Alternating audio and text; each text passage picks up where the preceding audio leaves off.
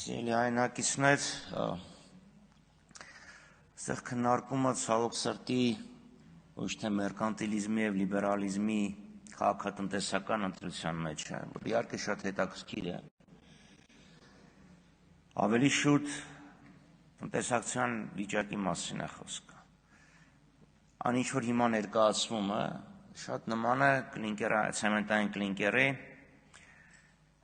տուրքերի փոփոխությանը։ Թե կլինկերը, թե արմատուրան ու ամրանները օգտագործում են շինարարության մեջ։ Տուրքերի բարձրացումը մի նպատակ ունի։ Փոքրացող շուկայում ապահովել տեղական արտադրողին, եթե շուկան լիներ մեծ եւ ընդարձակվող, տեղ բոլորի համար կլիներ։ Բայց քանի որ շինարարությունը չի կարող անվերջ Հարկային օրենսգիրքը փոխելով, սահմանափակելով եկամտահարկի հետվերադարձի ժամկետը 25 թվականով Երևանով,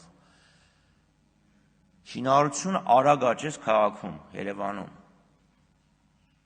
Մարզերում փոփոխությունը ակնկալված արդյունքը չի տվել, գոնե թվերը ցույց չեն տալի, որ մենք ունենք շինարարական բում մարզերում, խոսքը չի գնում Երևանին հարակից, երբ ասենք Աբովյանից ավելի հեշտ տեղացնել Քանաքեռ, քան Քանաքեռից Երևան։ Ուստի ես այս նախաձեռնությունը կարող եմ գնահատել որպես մեգատրենդի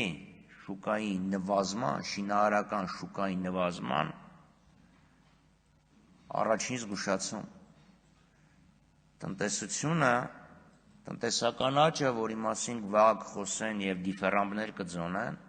հիմնված է եղել շինարարության վրա, ոչ արտանելի շինարարության վրա, որը հասել է հագեցման կետին եւ մեզ սպառնում են